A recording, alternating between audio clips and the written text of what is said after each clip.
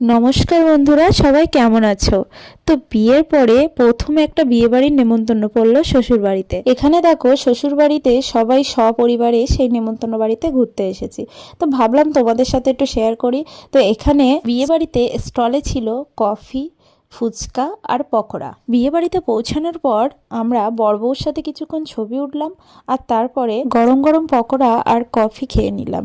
এরপরে দেখো বিয়ে শুরু হয়ে গেল। এর লগ্নটা যেহেতু খুব তাড়াতাড়ি ছিল, সেজন্য খুব তাড়াতাড়ি শুরু হয়ে গেল।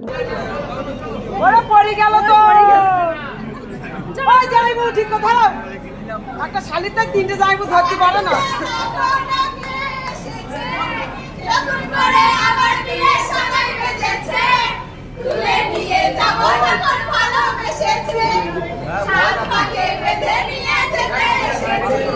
এরপরে কিছুক্ষণ বিয়ে দেখার পরে আমরা চলে আসলাম খাওয়া দাওয়ার এদিকে।